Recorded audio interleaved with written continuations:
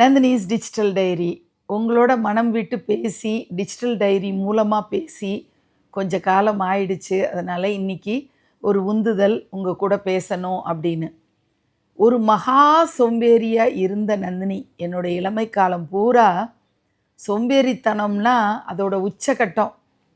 ஒரு லைட்டு ஸ்விட்சை போடுறதுக்கும் ஒரு ஃபேன் ஸ்விட்சை போடுறதுக்கு கூட ஆளை தேடக்கூடிய அளவுக்கு மகா சோம்பேறியாக இருந்த நந்தினி இன்றைக்கி 24 ஹவர்ஸில் என்னால் எவ்வளோ எனர்ஜி கொடுத்து வேலை செய்ய முடியுமோ, எப்படி என்னுடைய எனர்ஜியை முழுமையாக பயன்படுத்திக்க முடியுமோ அந்த அளவுக்கு எக்ஸ்ட்ராக்ட் பண்ணி வேலை பார்த்துட்ருக்கேன்.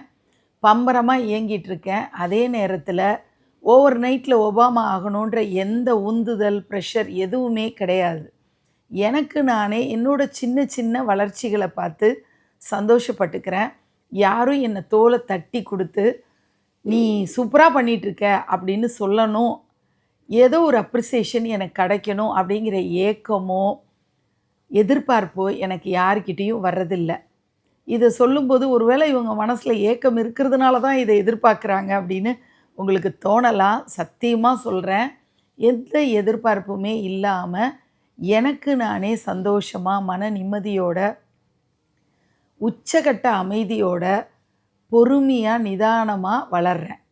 இந்த வளர்ச்சி எனக்கே ரொம்ப பிடிச்சிருக்கு. எந்த ஒரு பெருசாக ரியாக்ட் பண்ணுறது கிடையாது.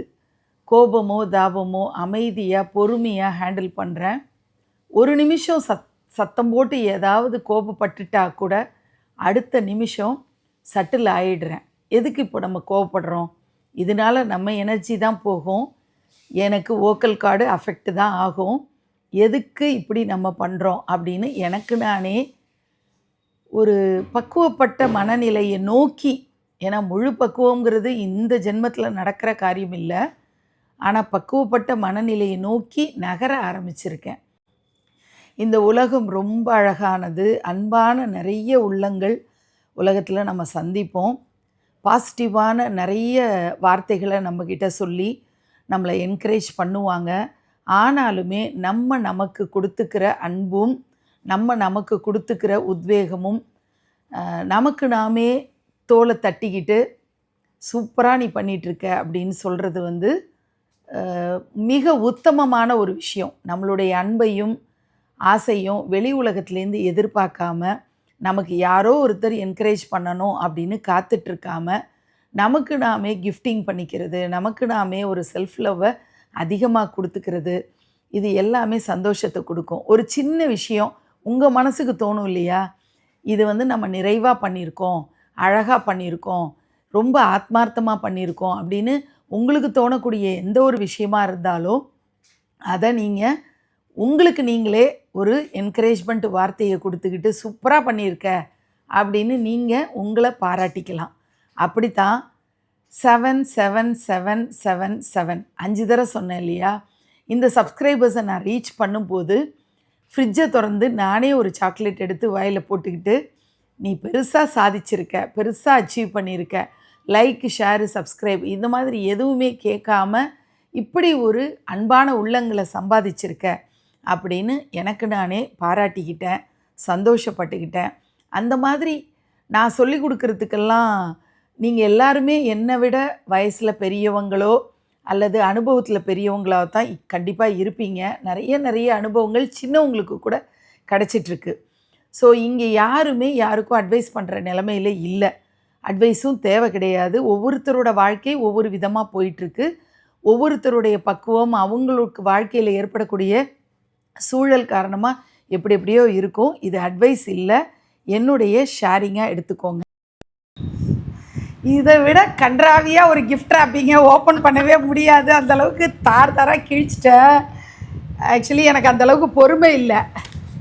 உனக்கு ஒரு கிஃப்ட் அப்படின்னு என்னுடைய பிரியமான தோழி நந்தினி வைப்ஸில் மட்டும் இல்லை, ஆன்மீக அலையிலையும் ஃபஸ்ட்டு கமெண்ட் அப்படின்னு வர்றது சுமிட்டேந்து தான். ஸோ அவங்க ஆடி மாதத்தை ஆரம்பிச்சிட்டாங்க.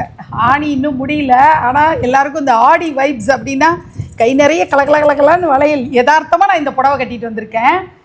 இதே மாதிரி பர்பிள் ஷேடில் பேஸ்டல் ஷேடு அவங்க வளையல் வாங்கிட்டு வந்திருக்காங்க. அதனால் கையோட இப்போ ஆடிப்பூரத்தில் அம்பாள் வந்து போட்டுக்கிற அளவுக்கு எங்களுக்கு பொறுமை இல்லை, நாங்கள் போட்டுனாச்சு.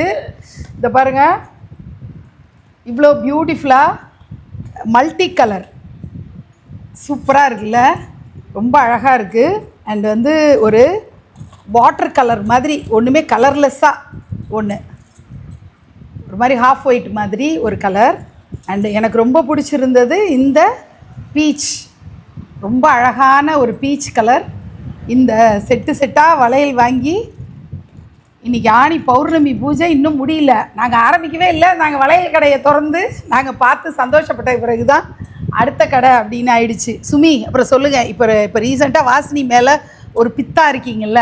ஆமாம், அது சொல்லுங்கள். வந்து நீங்கள் வந்து அந்த ஓப்பன் இன்விடேஷன் கொடுத்தேன் இல்லையா, ஸோ அப்போ நான் வாசினிக்கிட்ட ஒரு அப்ளிகேஷன் போட்டேன், இந்த மாதிரி வந்து 6 ஈவெண்ட்டுக்கும் நான் வரணும் அப்படின்னுட்டு.